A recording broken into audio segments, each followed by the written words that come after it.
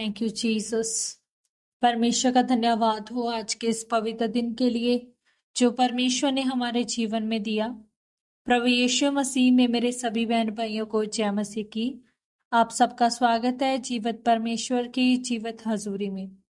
हमारी आज की इस वीडियो में हम परमेश्वर के पवित्र वचन को मेरी भविष्यवाणियों की पुस्तक में से पढ़ेंगे। ये पवित्र वचन परमेश्वर के दास प्रेरित अंकुर यूसुफ नरूला जी के द्वारा लिखे गए हैं।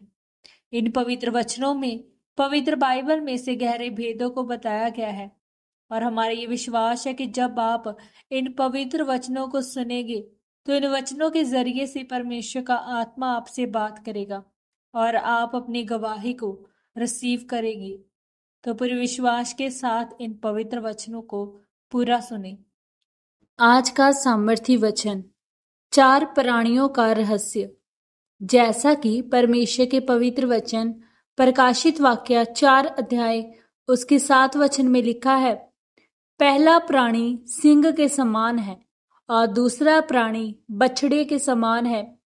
तीसरे प्राणी का मुंह मनुष्य का सा है और चौथा प्राणी उड़ते हुए उकाब के समान है। मेरे प्रियो, यदि आप पवित्र बाइबल में देखें तो पवित्र बाइबल में 4 प्रकार के सुसमाचार है। मत्ती, मरकुस, लूका, यूहन्ना। जहां कहीं बाइबल में 4 अंक आता है वहां संतुलन आता है। जैसे आपके पलंग के 4 पांव होते हैं और कुर्सी के 4 पांव होते हैं, उसका मतलब है संतुलन। अगर आप प्रकाशित वाक्य 4 की 7 वचन को पढ़ें तो वहां पर भी 4 तरह के सुसमाचार है, जिसमें से एक शेर के समान है, एक बैल के समान है, एक मनुष्य के समान और एक उड़ते हुए उकाब के समान है।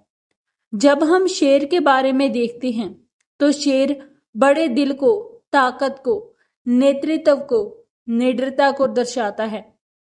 शेर जंगल का सबसे ताकतवर जानवर नहीं है, फिर भी उसे जंगल का राजा माना जाता है और वह अपने झुंड को मार्ग दिखाता है और अपने झुंड का अगवा होने के लिए वह लड़ाई करता है।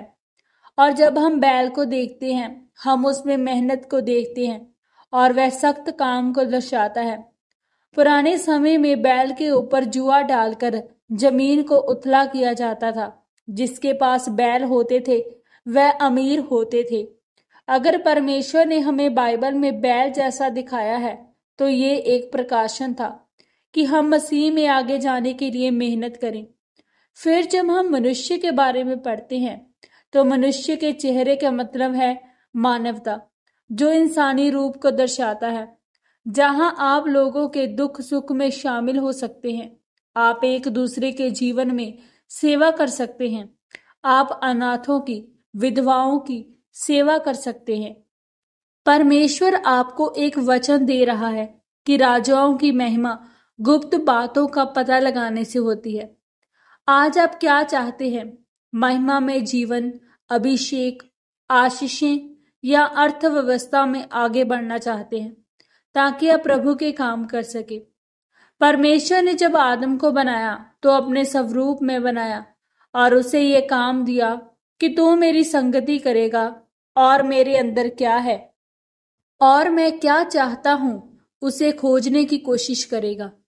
मत्ती 6 अध्याय 33 वचन में लिखा है, इसलिए पहले तुम परमेश्वर के राज्य और उसके धर्म की खोज करो तो ये सब वस्तुएं भी तुम्हें मिल जाएंगी। और जब उकाब के बारे में देखें तो उकाब के जो पंख होते हैं वह भारी होते हैं और अगर उन्हीं भारी पंखों से वह उड़ेगा तो हो सकता है कि मर भी जाए। इसलिए उकाब हवा के धकेलने का इंतजार करता है और हवा के हिसाब से ऊपर चढ़कर ऊंचे पहाड़ पर या ऊंचे पेड़ पर चढ़कर अपने आप को प्रदर्शित करता है। अगर वह हवा के धकेलने से ना उड़े तो वह थक जाएगा। परमेश्वर क्यों आपको ये उदाहरण दे रहा है?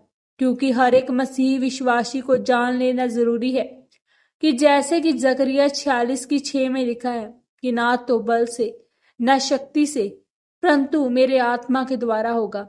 मुझ सेनाओं के यहोवा का यही वचन है। आमीन। प्रार्थना।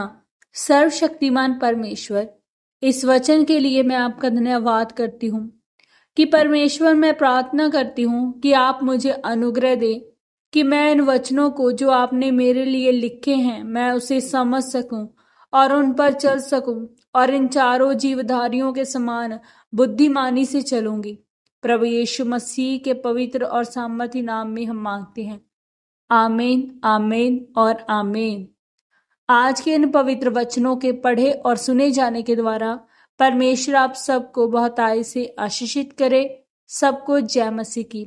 God bless you all.